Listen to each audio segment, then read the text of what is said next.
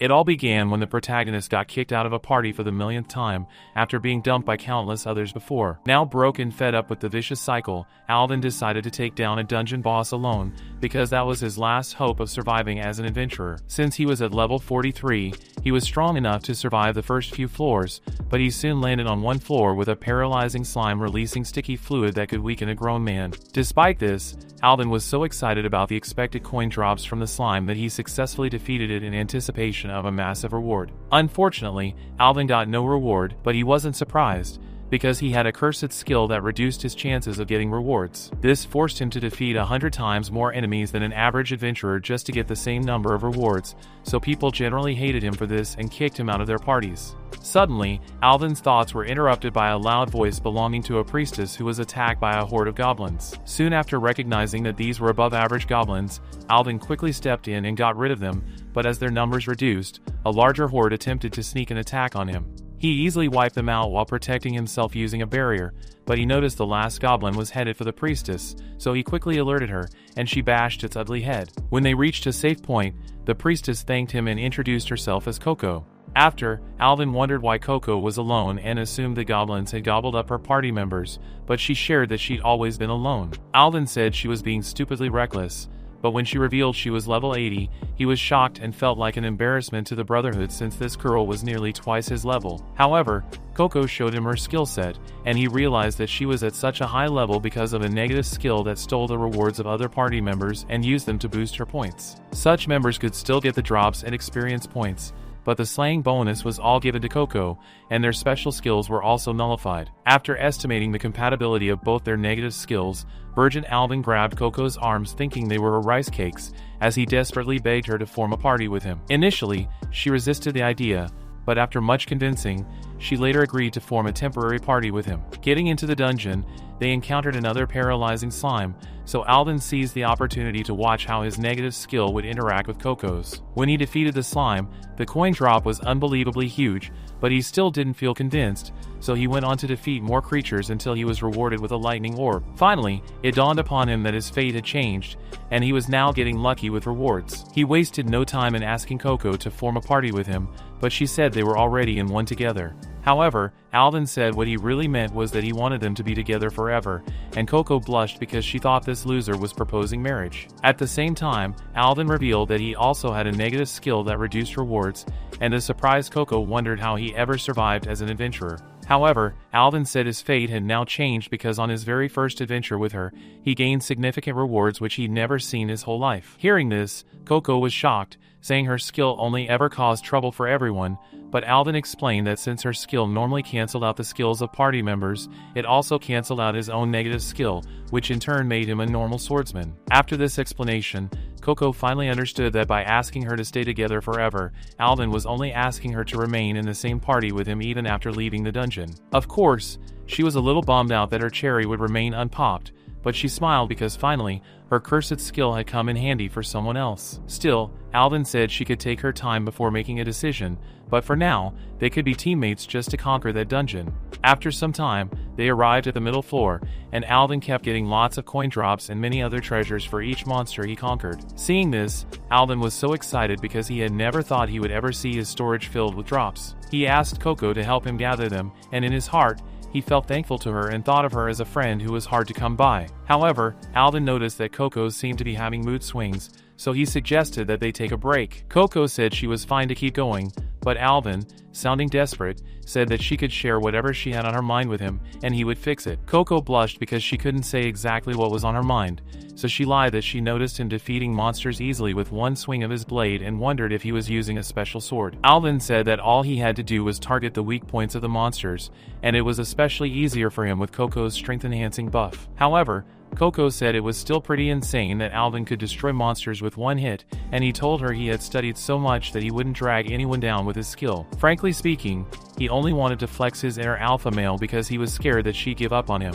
As they were speaking, they sighted a treasure box in the distance, and Alden told Coco to stay back just in case it was a trap. He opened it only to find a scroll confirming rumors about the boss drop, saying it could help the user eliminate one of their skills. However, Alvin suddenly realized that he hadn't been thinking about this item because his negative skill was nullified, and Coco, almost echoing his thoughts, said that if only one person could use the item from the boss drop, she would prefer that Alvin use it. Alvin was surprised, wondering why she brought that up out of the blue, but Coco said that she realized the boss drop could only be used once and she owed him for rescuing her earlier. It suddenly occurred to Alvin that this was what had been bothering Coco, which made her look so sad. However, he told her that they should sell the item drop because experience points meant nothing to him, and what he craved most importantly was someone to go on adventures with. Besides, with a partner like Coco, he could deal with his negative skill, so he was pretty happy continuing in that way. However, Coco said he only felt that way for now and eventually would get fed up when he realized his experience points were being stolen by her and he wasn't getting significant rewards for his achievements,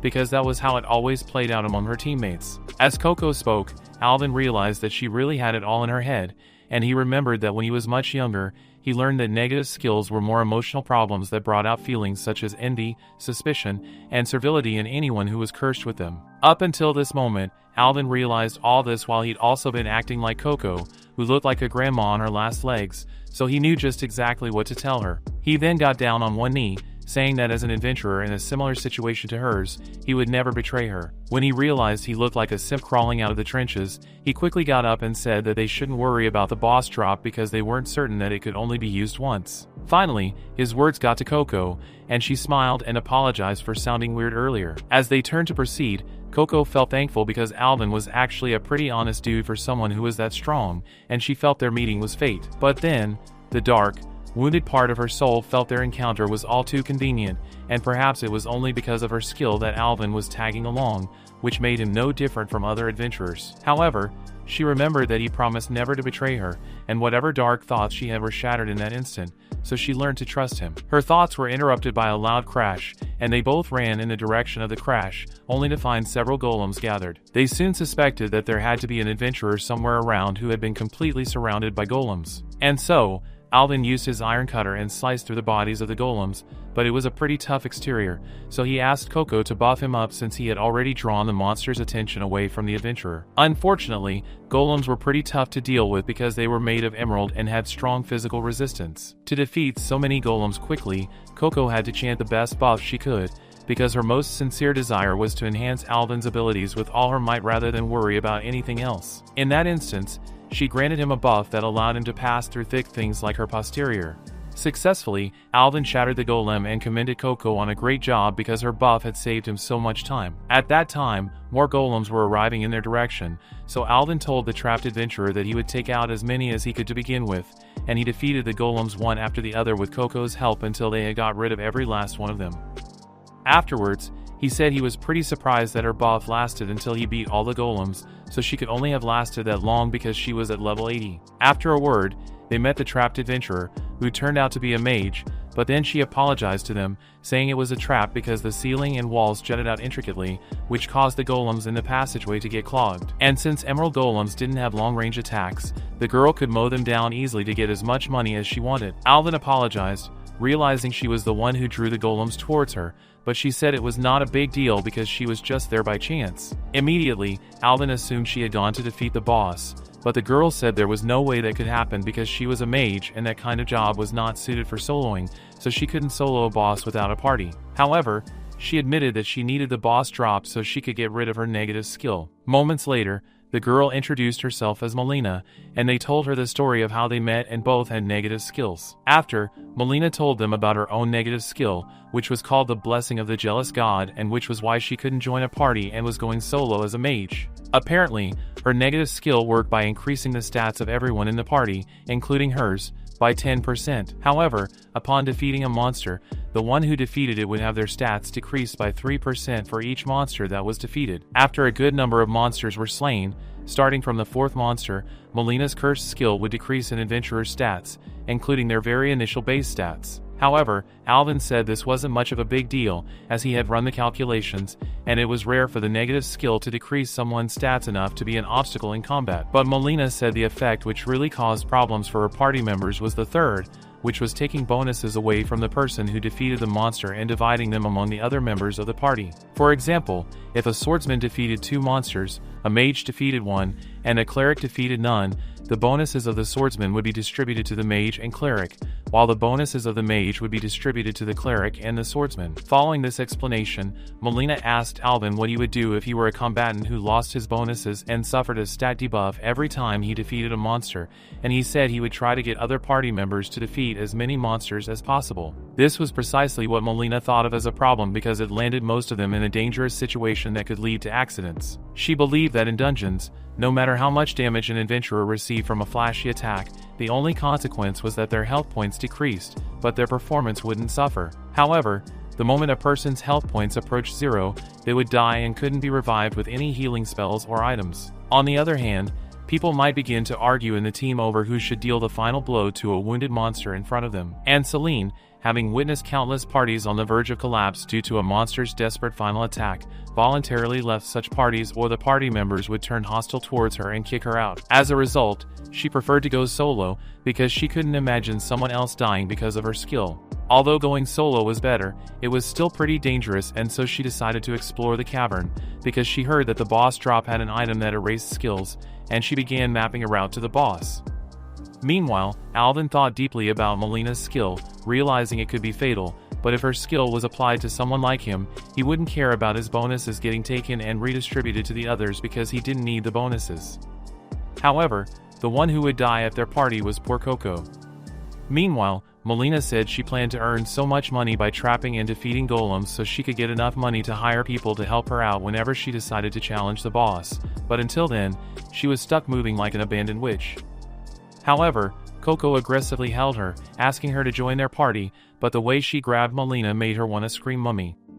Melina realized this one hadn't been listening to her all this time, but Coco said she'd been listening. Melina explained on a serious note that if Alvin ever hesitated to defeat a monster, then Coco's life would be in danger.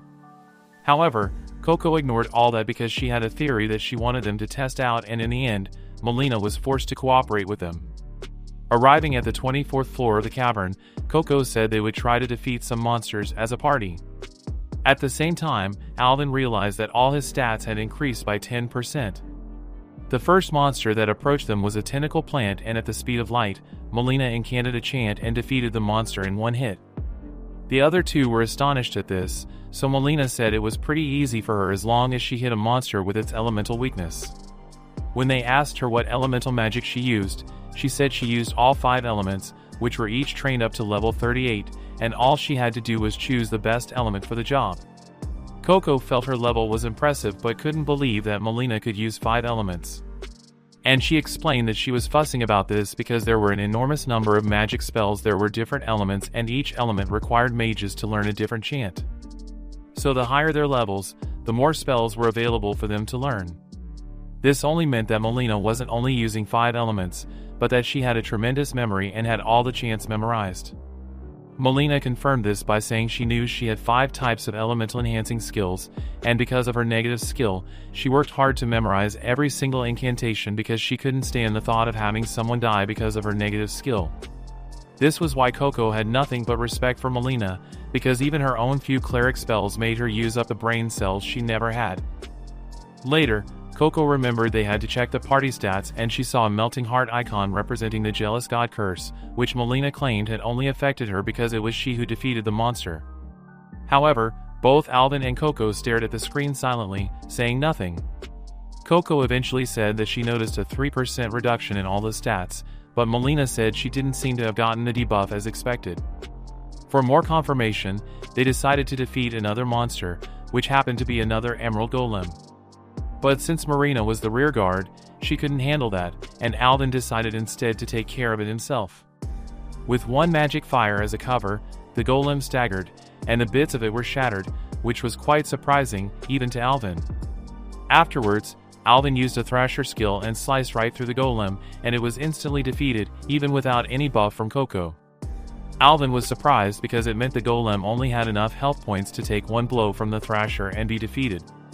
As Melina helped Alvin, they asked Coco how the stats were looking, and all she did was say she couldn't understand what was happening and enthusiastically asked Melina to join their party. Afterwards, she played the Together Forever card, but Melina said it was embarrassing to hear that out of the blue, and she preferred sausages to peaches. However, Coco instantly remembered that she just did precisely the same thing that Alvin had done, so she explained that she wanted Melina to stay at their party even after leaving the cavern. However, Melina said she had already explained that she couldn't be part of a party. And so, Coco and Alvin said they also had negative skills. After they both told her about the individual negative skills and the effects they had, Melina understood that all three of them were there for the same reason. However, she felt they were asking her to join them out of sympathy, so she didn't want any kind of sympathy. Coco said she wasn't, nobody was doing it out of sympathy, so she told Melina to check the party stats. Melina was shocked to realize that she didn't have the Jealous God's curse and had received the Tentacle Plant's bonus after defeating it. Not to mention that Coco had 2 Jealous God's curses on her own tab. And so Coco explained that this happened because whenever a party member defeated a monster, it was Coco who got the credit for that reward. Meaning Melina's curse of the Jealous God applied a debuff to whoever slaughtered or slew a monster. However, due to Coco's curse, she would be the one getting credit for such monster defeats, meaning the experience points stolen from her would return to everyone. However, Melina was concerned that Coco would never get another bonus. Coco said she didn't mind, and Alvin said he was happy knowing the bonuses would always be split between them because defeating monsters was never the result of one person's effort. Yet, Melina was happy that the curse would always fall completely on Coco, so her stats would decrease by 3% each time. To reassure her, Coco said she could use a clerical spell known as Cleanse, and if the debuffs affected her too much, she could easily get rid of them. Melina seemed not to be convinced until Coco told her she was at level 80, and even with all her stats halved, she should be better than a typical cleric and would be able to fulfill her role as a healer. Besides, all these years, Coco felt ashamed that she was the only one leveling up in her parties and had failed to return the experience points she wasn't deliberately stealing. Hearing this, Alvin chipped in and tried convincing Melina to stay in their party just for a while because that would be safer than going solo, and it could give her a chance to find the boss and earn money. Eventually, Melina agreed, saying it was for a short time, and Coco high-fived her. Moments later, the team conquered more monsters and Alvin got a rare gemstone as a drop, but he handed it over to Melina as repayment for unknowingly stealing her golems when he tried to save her. However, she told him to keep it, because he did it from a pure intention and she didn't want him to think it was a bad thing to rescue people. Afterwards, they discussed that the dungeon was surprisingly deep, and since they had no map of the lower levels, Melina was worried about how far the dungeon went. Alvin initially suggested that they rest for a bit, but neither of the girls was tired and said he should rest instead because he was taking a whole bunch of the burden from them. However, he called the whole thing a walk in the park because the girls were excellent support and his negative skill was gone.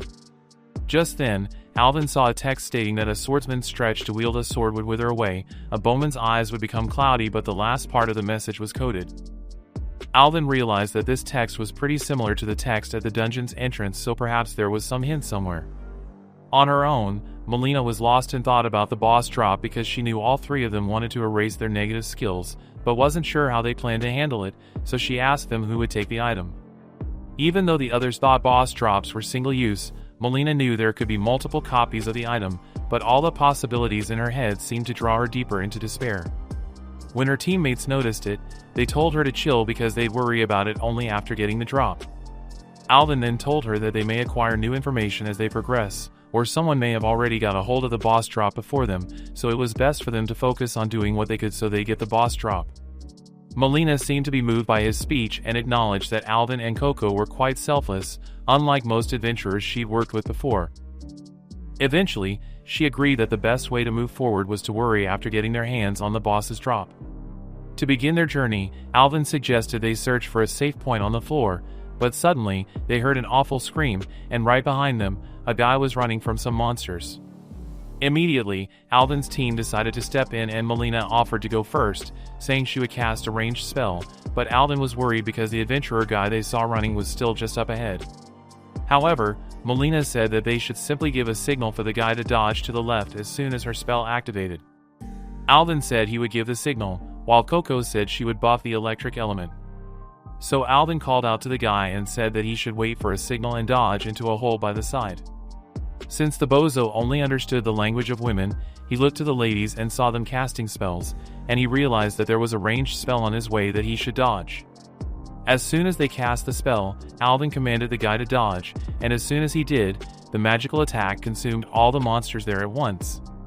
While the guy luckily found himself safely tucked away in the hole, Alvin was impressed and also commended Melina for spotting that hiding spot for the guy because he would never have. Some more monsters came up, but they were much fewer in number, so the team decided to take them down individually and the guy offered to join in as well.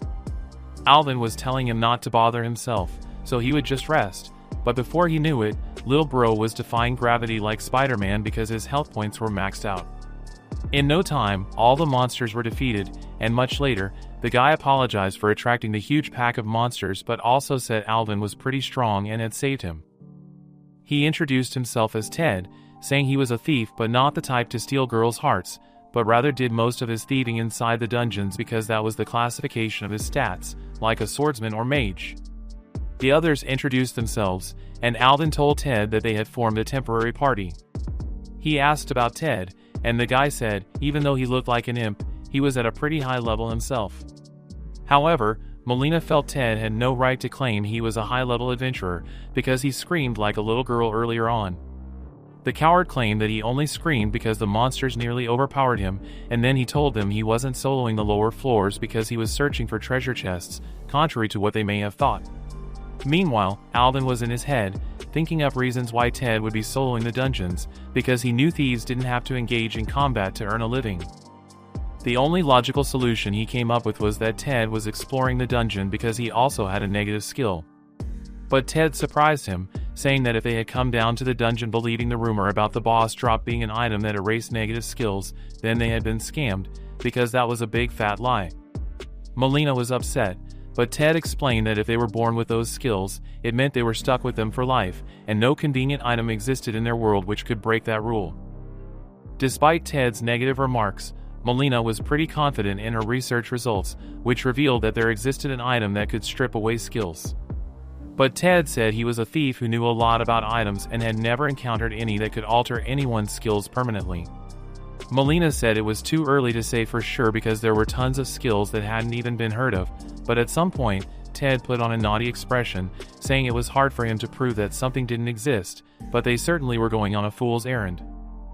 Alvin said that all three of them doubted the existence of such an item long before they embarked on their journey individually to the dungeon, but as a team, they had come so far.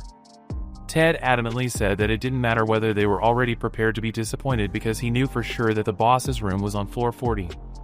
At this revelation, Alvin kept quiet and was shocked because the floor was a lot deeper than he expected. The general recommendation for such boss raids was a number of at least 4 people with an average level equal to the floor number plus 10. In terms of level, they were okay but didn't have enough people. And Ted further pointed out that no matter how strong they were, a boss raid with only 3 people would be pretty tough. Instantly, Melina understood Ted's tantrums to be that he wanted to join their party. However, he blatantly denied this, saying it was way too risky to venture into the depths with a temporary party. Alvin said it wasn't time for them to turn back just yet, and together with the other girls, he planned to first confirm whether there were truly up to 40 floors and then find out what the boss's element and attack patterns were so they could come up with a perfect plan to challenge it. Ted, feeling abandoned like a stray cat, joined in their conversation, saying he would show them the way to the boss's floor and precisely to the boss's room. They were all surprised, and Ted said he had been right in front of the boss's door but didn't get in because he had no interest in any boss battles. Alvin thanked him for his help but asked him why he was doing that, and Ted said he noticed they were willing to go even though he tried stopping them, so leading them and showing them the way was his own way of apologizing for the trouble he caused. As they all prepared to set out, Ted handed them some poison resistance potions so they wouldn't get afflicted with poison. But Coco said that if they needed any poison resistance, she could have easily cast a buff. However, Ted said all the monsters beyond that point inflicted poison, and it would be much better to have a longer-acting potion than a short-acting buff. He first downed a vial of the potion, and then Alvin did the same after seeing he could trust Ted's potion. But suddenly, Alvin's body felt weak and paralyzed, and he slumped to the ground, realizing that Ted had deceived and poisoned them with a paralytic substance. Apparently, the vial Ted drank was actually a real poison resistance potion, which had a similar color to the paralytic potion he had given Alvin. As Alden lay on the floor, he noticed that Melina was also paralyzed and that there were 2 empty vials, but that made him wonder whether Coco had also taken one. He actually realized that he got so carried away by Ted's smooth-talking that he forgot to check the name of the item since he was a muscle for brains, and so blamed himself for everything that had happened. Right then, Ted took his hand to open his status window and steal some of his rewards.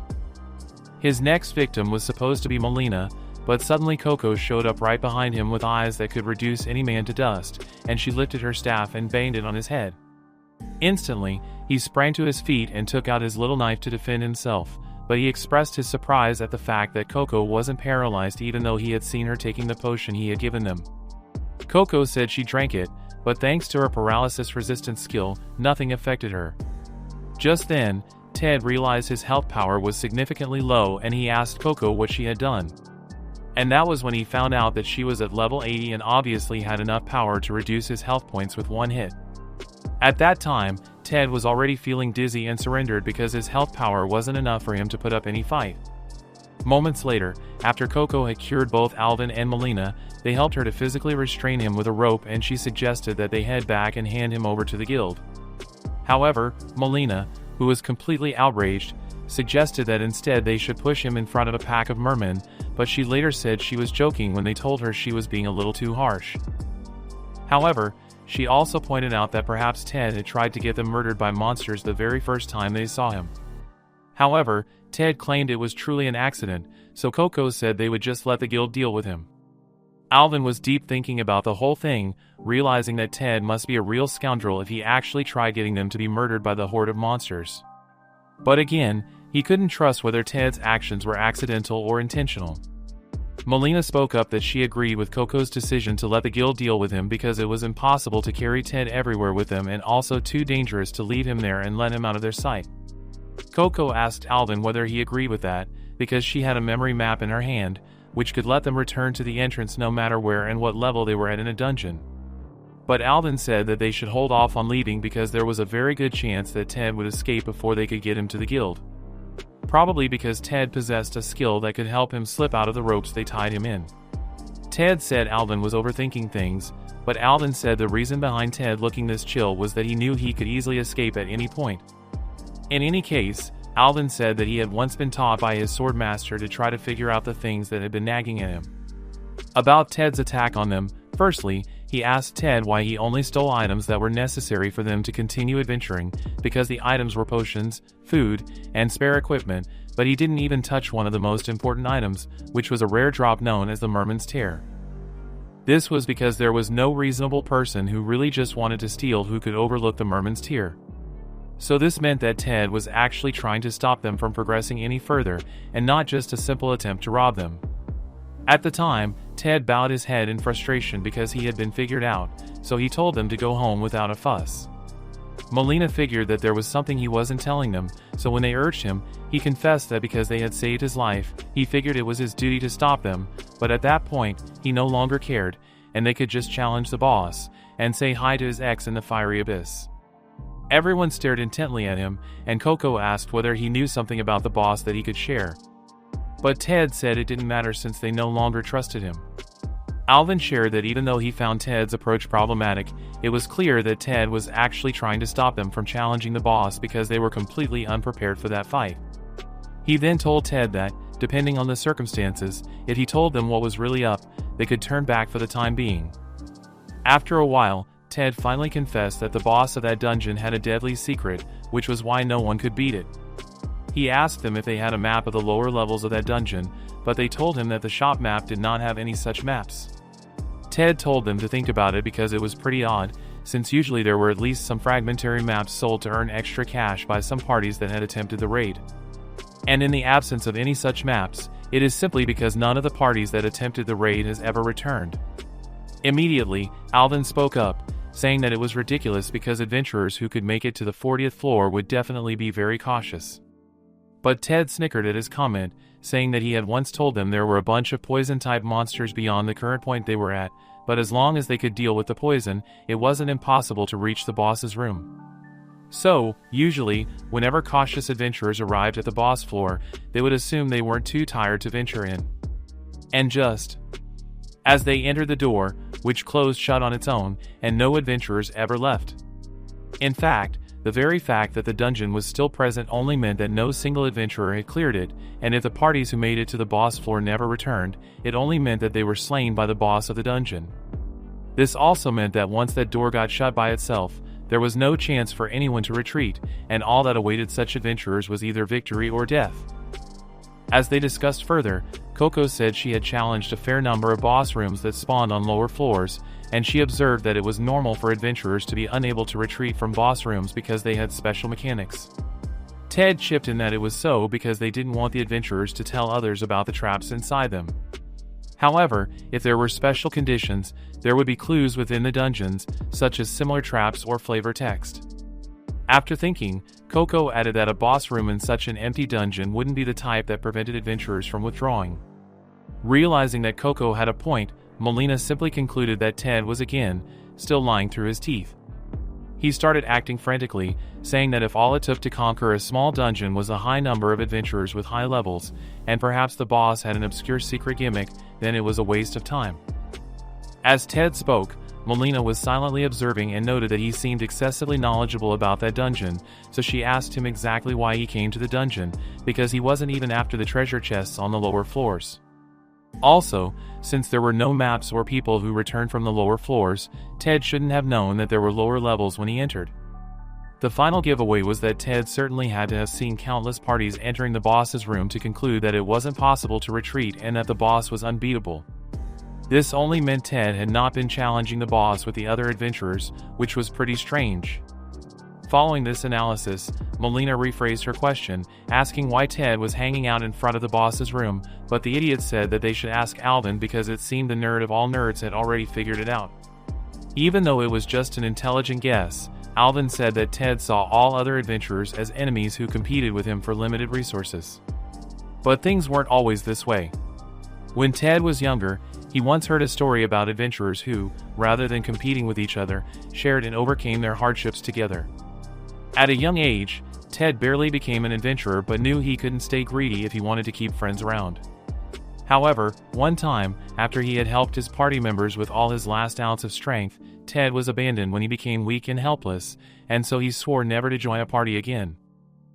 Since he was a thief by profession, he realized getting boss drops would be easy if he simply snatched the drops once a different party defeated the boss. That was Ted's original plan, and he confessed that he was just lying in wait for a chance to rob the adventurers once they got that boss drop. At that point, Coco was furious and said that since he had already confessed and they could take him directly to the guild. But Alvin said that Ted was largely unprepared, which meant he wasn't in the actual habit of robbing people, and this was a special case for him in which he had no other option or way out because he actually had a negative skill. Ted confirmed that Alvin was right and asked him how he knew. So Alvin shared that while he fought the merman, he noticed that Ted made use of a variety of skills, even though he didn't know which ones precisely. Alvin also knew that people with negative skills tended to have many more skills, so everything started to add up. However, obviously, Ted's plan to rob people of the boss completely failed because he had watched countless skilled adventurers fail the raid.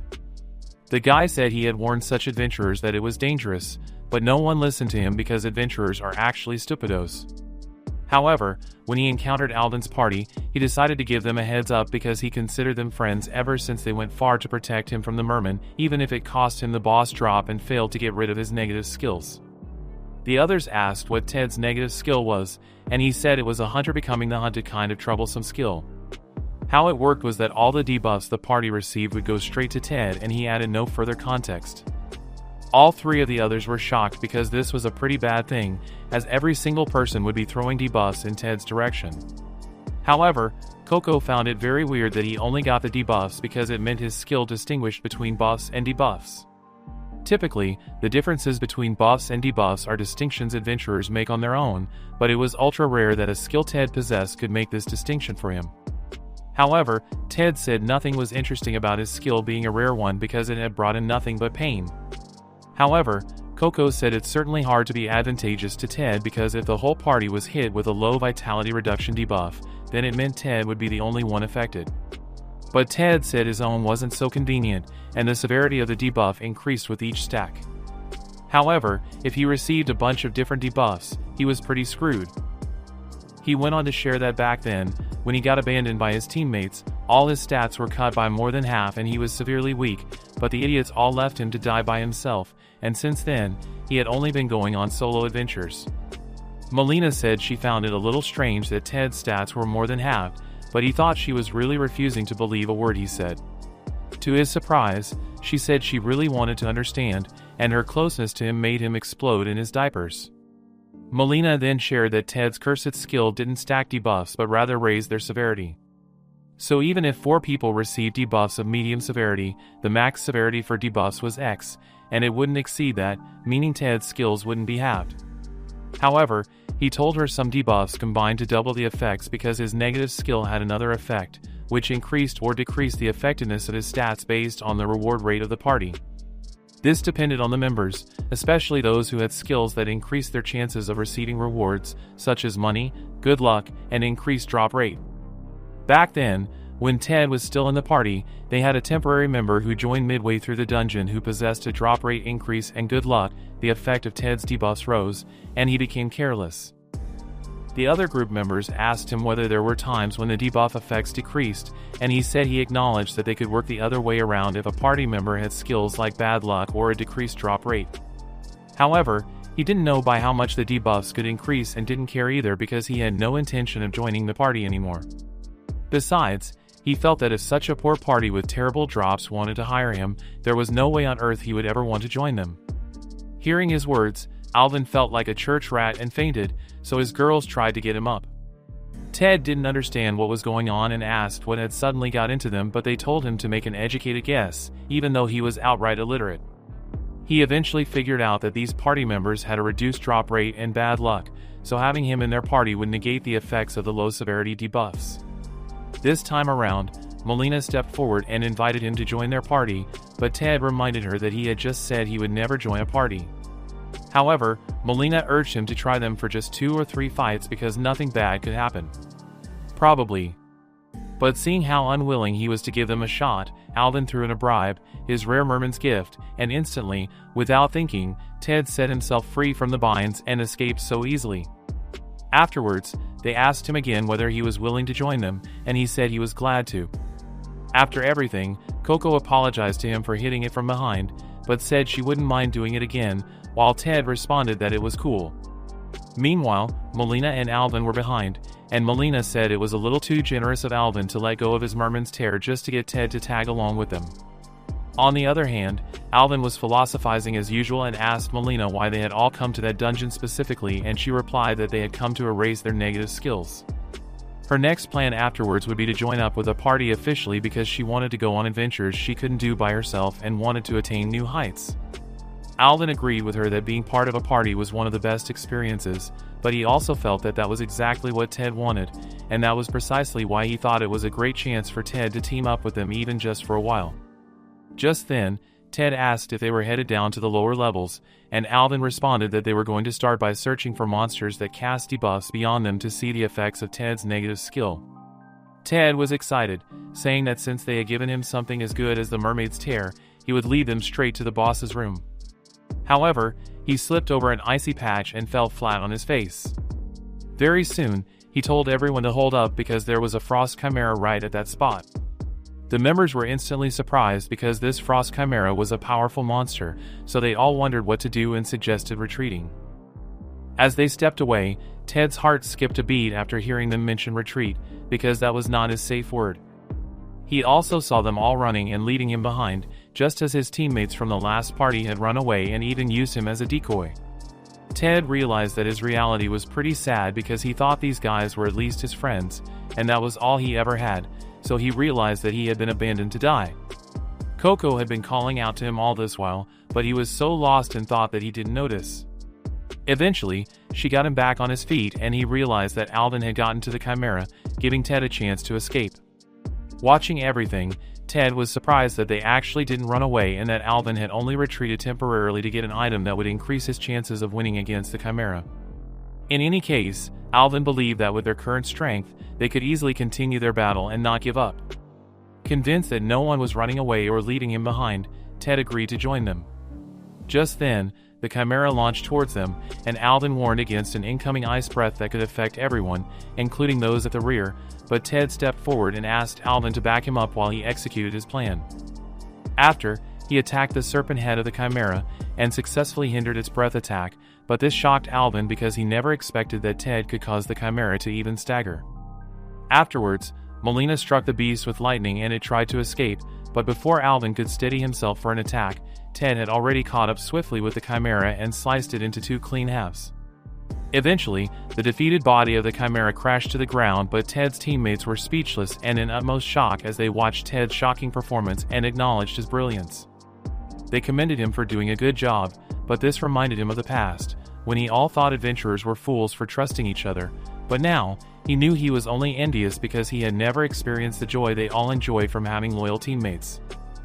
Now that he had found his own group of people, he smiled and reunited with them, knowing he was at home. After everything, they all found out that this was Ted's first time encountering a chimera, because he had only guessed the weak spot to be the serpent head, and he hit it accurately. The others were eager to know what sort of skill granted him the knowledge of monsters' weak spots, but he said it was simply by adopting the mindset of the person who created the monsters. Seeing that his teammates didn't know anything about the creator of the chimera, Ted told them that their world was a simulation, and he figured that someone must have created it. They all brought up their counter-arguments about how monsters and dungeons naturally were, but it said that it was all because the world was balanced, which was why a monster's weak point wouldn't be in an unnoticeable position but rather in a reasonable place and with understandable movement patterns. Ted seemed pretty proud of himself, thinking this was a special technique that he had learned through countless battles, but Alden said that it sounded more like he had feral intuition. While everyone was arguing against Ted's theory, Coco was locked in, staring at her screen and realizing that her negative skill had never activated during their fight. This happened precisely as they predicted, and they were all happy to experience yet another miracle in their team. But when Ted saw that they were all huddled up, whispering among themselves, he told them they would have to test his debuff skill again on the next monster, and they all eagerly agreed to, saying they were excited to see how it worked. As the party advances towards the deadly floor of no return, will they make it back alive, and who will walk away with the curse eraser? Comment -Riz for part 2, and drop a thumbs up if you enjoyed this video. As usual, thanks for watching, and see you in the next video.